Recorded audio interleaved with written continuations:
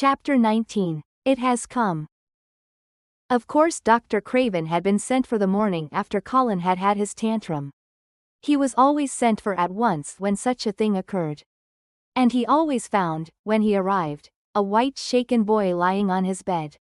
Sulky and still so hysterical that he was ready to break into fresh sobbing at the least word.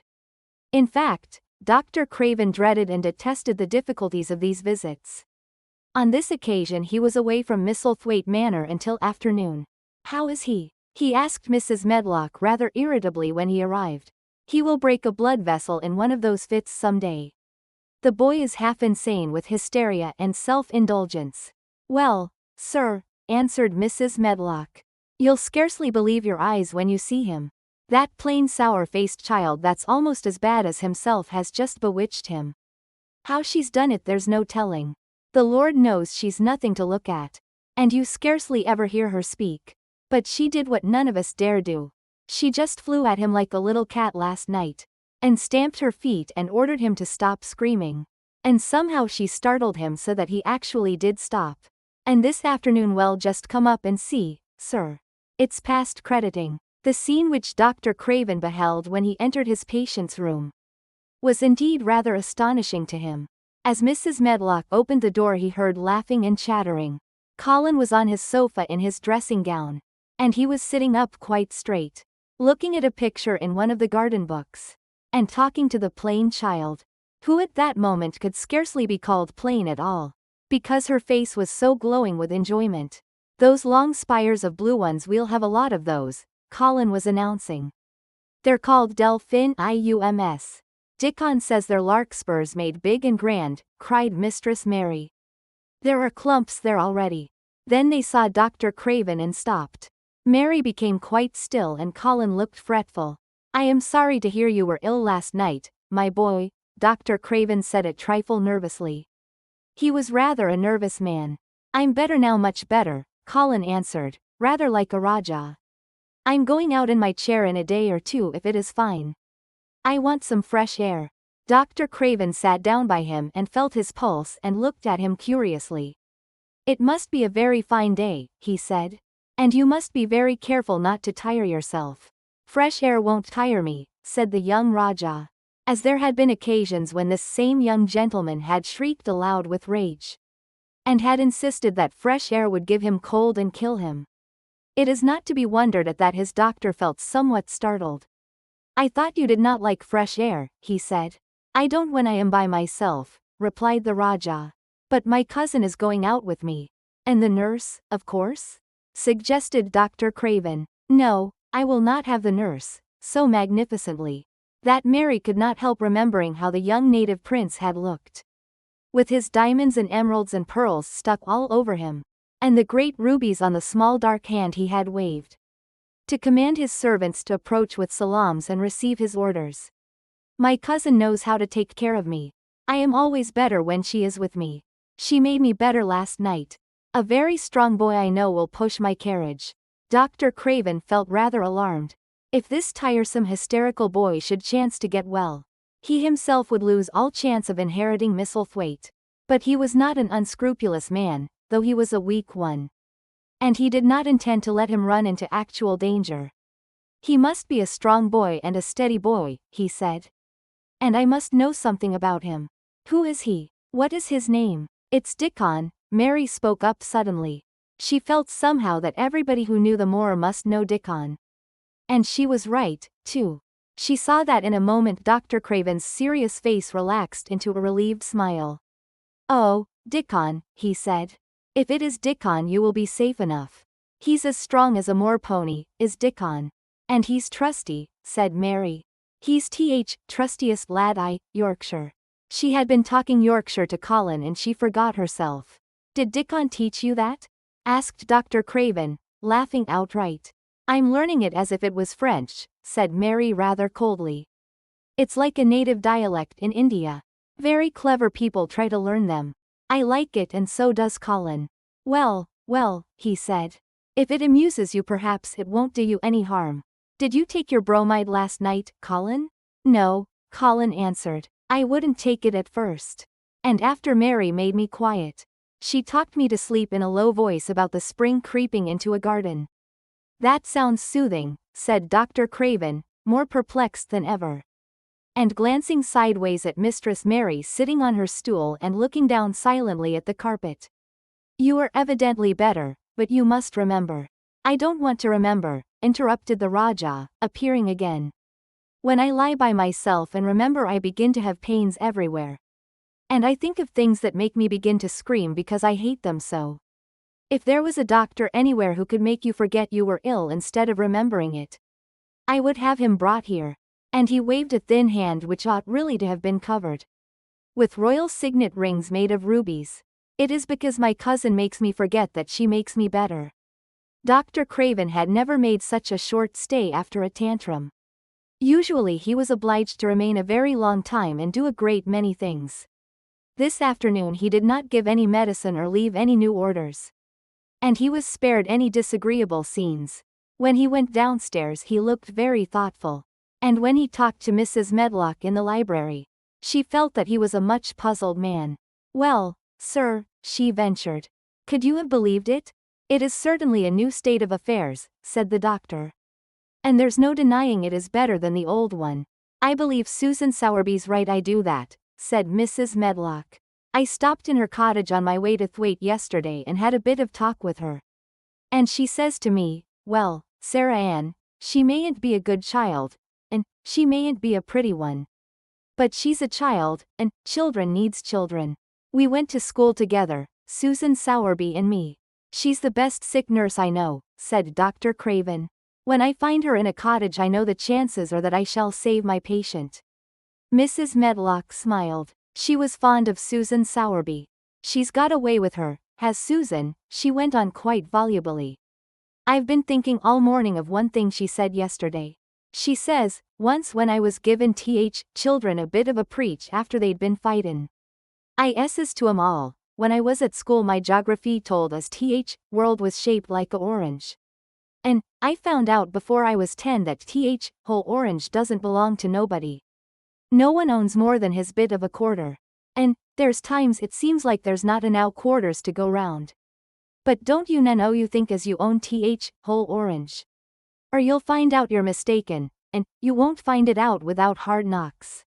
What children learns from children, she says, is that there's no sense in grabbin' at whole orange peel and all. If you do you'll likely not get even pips, and them's too bitter to eat. She's a shrewd woman, said Dr. Craven, putting on his coat. Well, she's got a way of saying things, ended Mrs. Medlock, much pleased.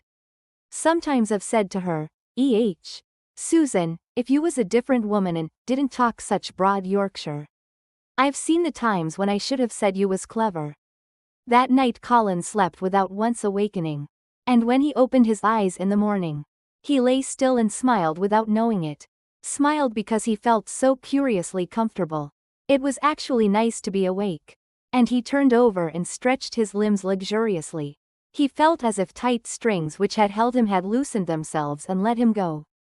He did not know that Dr. Craven would have said that his nerves had relaxed and rested themselves, instead of lying and staring at the wall and wishing he had not awakened. His mind was full of the plans he and Mary had made yesterday. Of pictures of the garden and of Dickon and his wild creatures.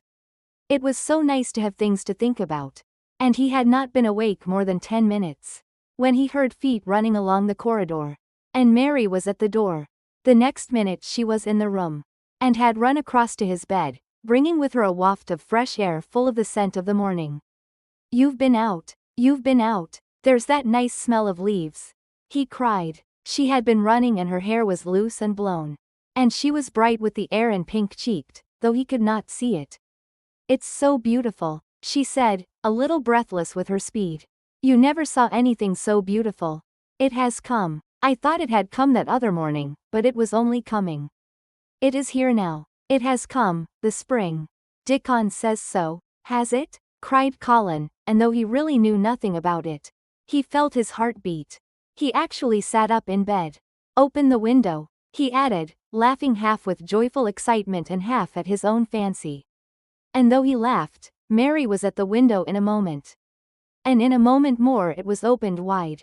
And freshness and softness and scents and bird songs were pouring through. "That's fresh air," she said. "Lie on your back and draw in long breaths of it."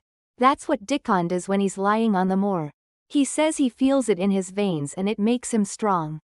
And he feels as if he could live forever and ever. Breathe it and breathe it.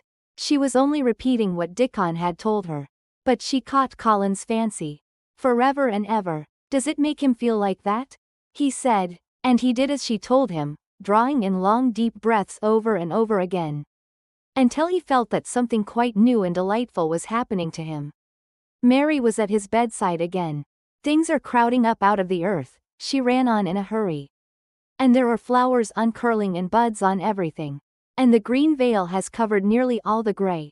And the birds are in such a hurry about their nests for fear they may be too late.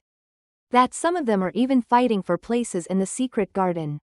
And the rose bushes look as wick can be. And there are primroses in the lanes and woods. And the seeds we planted are up. And Dickon has brought the fox and the crow and the squirrels and a newborn lamb." And then she paused for breath.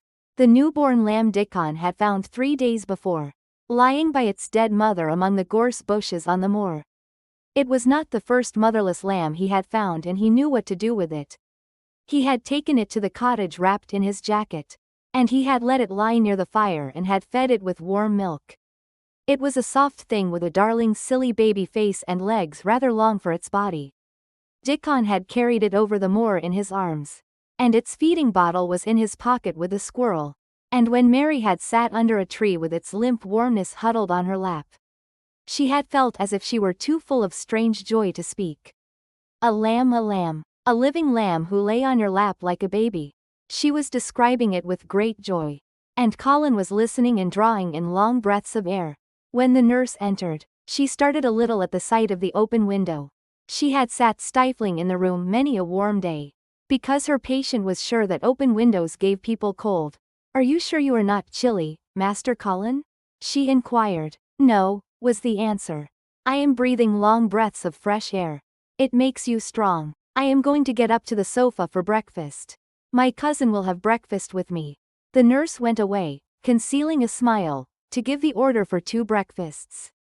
She found the servants' hall a more amusing place than the invalid's chamber. And just now everybody wanted to hear the news from upstairs. There was a great deal of joking about the unpopular young recluse, who, as the cook said, had found his master, and good for him. The servants' hall had been very tired of the tantrums. And the butler, who was a man with a family, had more than once expressed his opinion that the invalid would be all the better for a good hiding. When Colin was on his sofa and the breakfast for 2 was put upon the table, he made an announcement to the nurse in his most Rajah-like manner. "A boy, and a fox, and a crow, and 2 squirrels, and a newborn lamb are coming to see me this morning. I want them brought upstairs as soon as they come," he said. "You are not to begin playing with the animals in the servants' hall and keep them there. I want them here." The nurse gave a slight gasp and tried to conceal it with a cough. "Yes, sir," she answered. "I'll tell you what you can do," added Colin, waving his hand. "You can tell Martha to bring them here. The boy is Martha's brother. His name is Dickon and he is an animal charmer." "I hope the animals won't bite, Master Colin," said the nurse. "I told you he was a charmer," said Colin austerely. "Charmers' animals never bite." "There are snake charmers in India," said Mary. "And they can put their snakes' heads in their mouths." "Goodness," shuddered the nurse. They ate their breakfast with the morning air pouring in upon them. Colin's breakfast was a very good one. And Mary watched him with serious interest. "You will begin to get fatter just as I did," she said. "I never wanted my breakfast when I was in India and now I always want it." "I wanted mine this morning," said Colin. "Perhaps it was the fresh air." "When do you think Dickon will come?" "He was not long in coming. In about 10 minutes." Mary held up her hand. "Listen," she said. "Did you hear a caw?" Colin listened and heard it. The oddest sound in the world to hear inside a house. A hoarse caw-caw. "Yes," he answered. "That's Soot," said Mary. "Listen again. Do you hear a bleat, a tiny one?" "Oh, yes," cried Colin, quite flushing. "That's the newborn lamb," said Mary. "He's coming." Dickon's moorland boots were thick and clumsy, and though he tried to walk quietly, they made a clumping sound as he walked through the long corridors. Mary and Colin heard him marching, until he passed through the tapestry door, onto the soft carpet of Colin's own passage. "If you please, sir," announced Martha, opening the door. "If you please, sir, here's Dickon and his creatures." Dickon came in smiling his nicest wide smile. The newborn lamb was in his arms, and the little red fox trotted by his side. Nut sat on his left shoulder and Soot on his right, and Shell's head and paws peeped out of his coat pocket. Colin slowly sat up and stared, as he had stared when he first saw Mary. But this was a stare of wonder and delight. The truth was that in spite of all he had heard, he had not in the least understood what this boy would be like. And that his fox and his crow and his squirrels and his lamb were so near to him, and his friendliness, that they seemed almost to be part of himself. Colin had never talked to a boy in his life, and he was so overwhelmed by his own pleasure and curiosity, that he did not even think of speaking. But Dickon did not feel the least shy or awkward. He had not felt embarrassed because the crow had not known his language, and had only stared and had not spoken to him the first time they met. Creatures were always like that until they found out about you. He walked over to Colin's sofa, and put the newborn lamb quietly on his lap, and immediately the little creature turned to the warm velvet dressing gown, and began to nuzzle into its folds, and butt its tight curled head with soft impatience against his side. Of course no boy could have helped speaking then.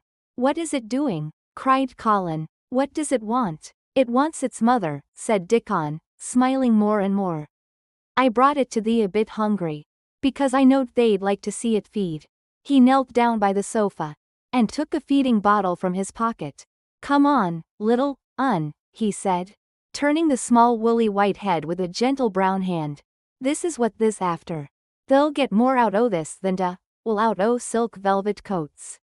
There now," and he pushed the rubber tip of the bottle into the nuzzling mouth, and the lamb began to suck it with ravenous ecstasy.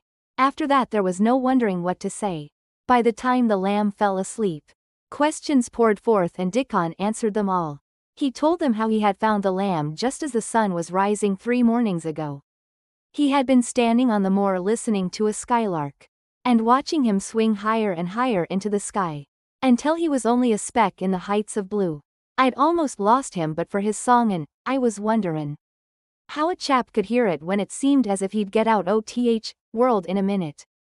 And just then I heard somethin' else far off among gorse bushes. It was a weak bleatin' and I knowed it was a new lamb as was hungry. And I knowed it wouldn't be hungry if it hadn't lost its mother somehow.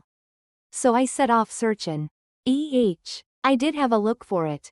I went in and out among gorse bushes and round. And I always seemed to take wrong turnin'. But at last I seed a bit o' white by a rock on top o' moor.